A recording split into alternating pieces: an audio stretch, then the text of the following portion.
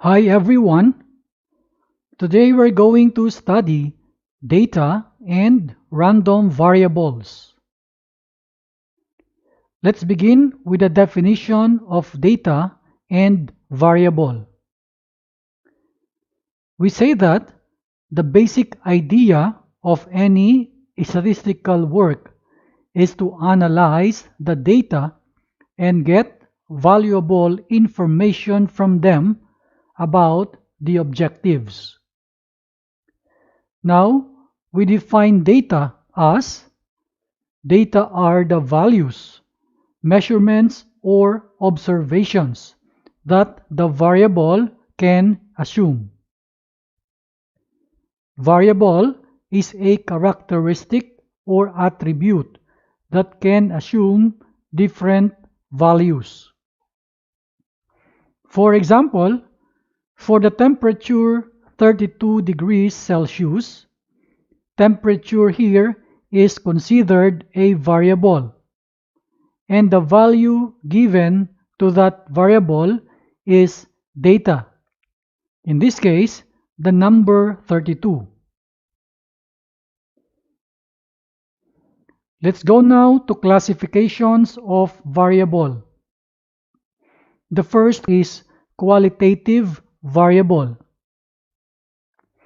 Any variable that suggests no numerical value is called qualitative variable. Example, colors of cars. This is a variable, and the data are white, black, red, blue, etc. Another example is gender, and we say that male and female. These are the data. Second classification is quantitative variable.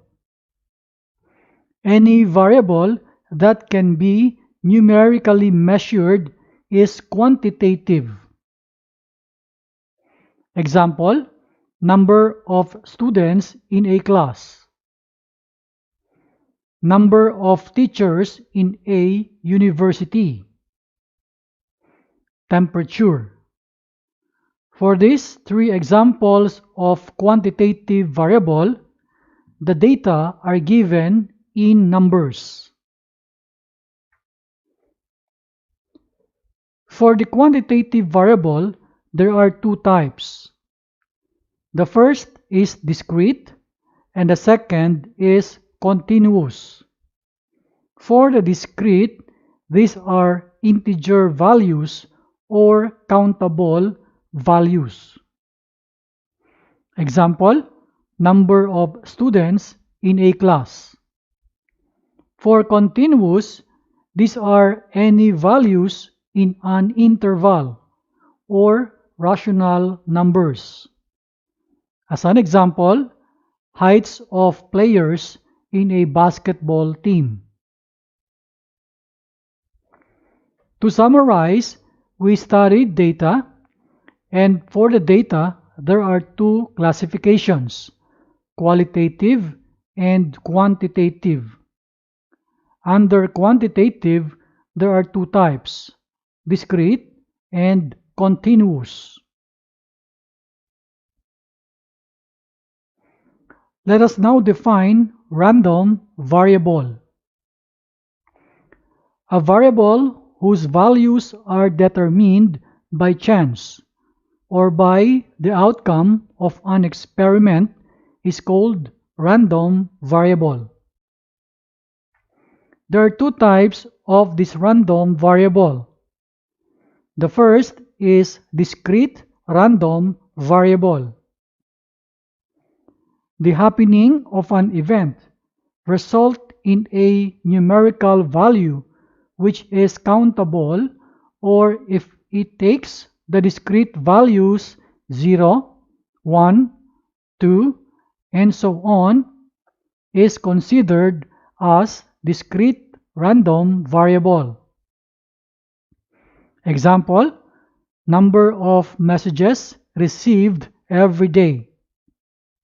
Another example, number of accidents in a metro city in a week.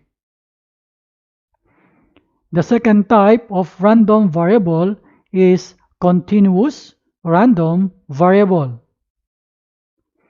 A random variable is said to be continuous if it takes rational values or any value in an interval.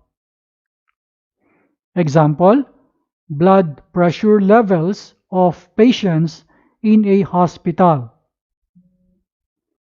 Another example, voltage drop in a circuit.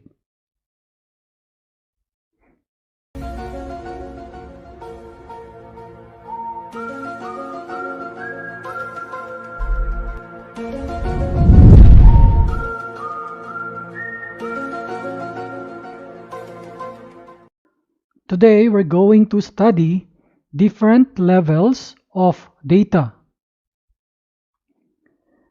The different levels of data is sometimes called levels of measurements or scales of measurements.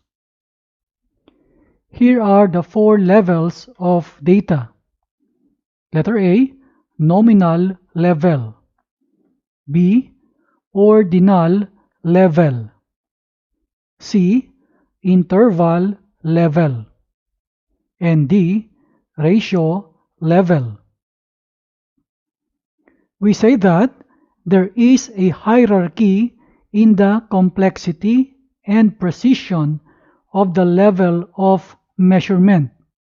From low, that is the nominal level, to high, and that is the ratio level.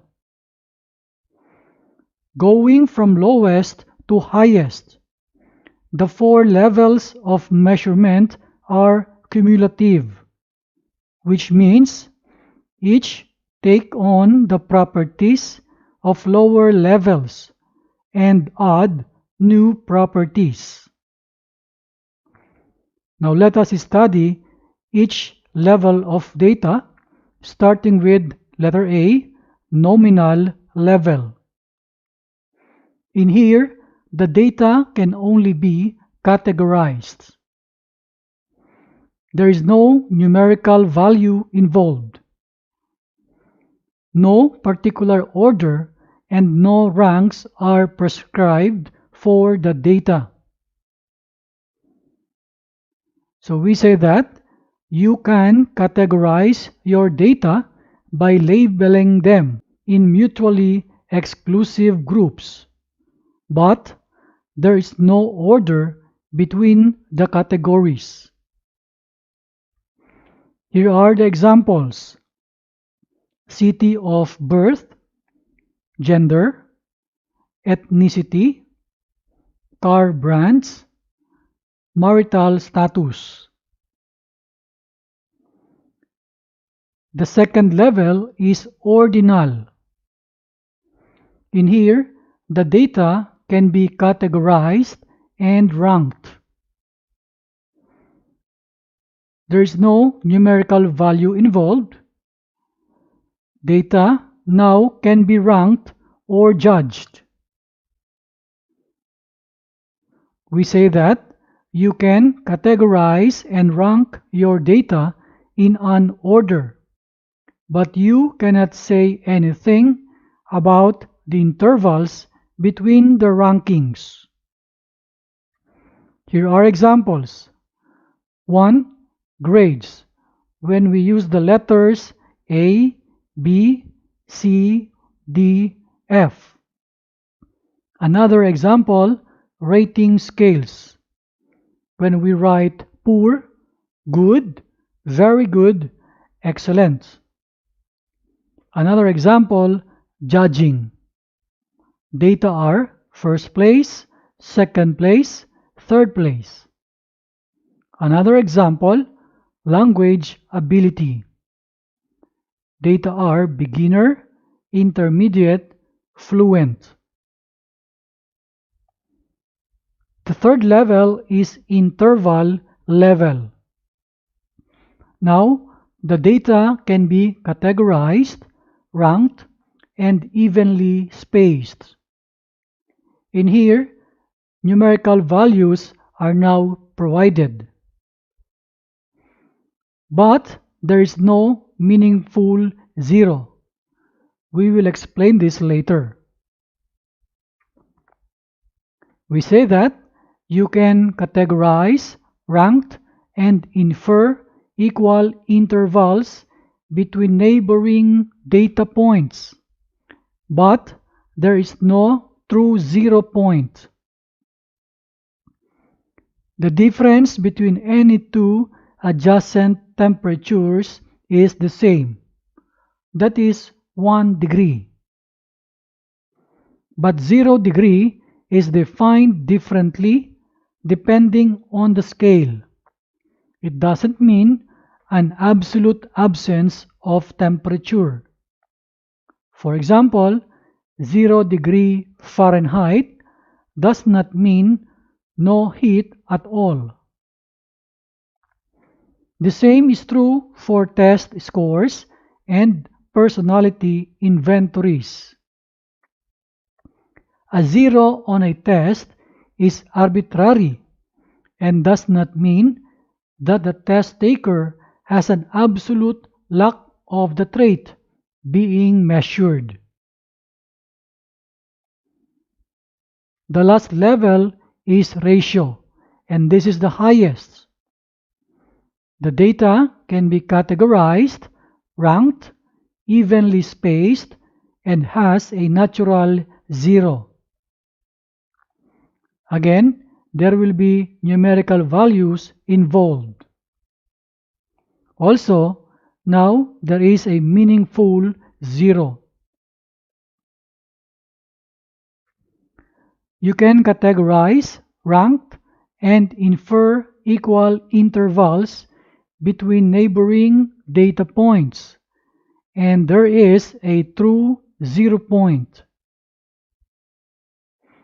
A true 0 means there is an absence of the variable of interest. In ratio scales, 0 does mean an absolute lack of the variable. For example, in the Kelvin temperature scale, there are no negative degrees of temperature. So 0 means an absolute lack of thermal energy. Other examples are height, weight, age, area, and time. To summarize, today we studied about 4 levels of data. The first level is nominal level. We say that the data can only be categorized. The second level is ordinal level. The data can be categorized and ranked. The third level is interval level. In here, the data can be categorized, ranked, and evenly spaced. The last level is ratio level. The data can be categorized, ranked, evenly spaced, and has a natural 0.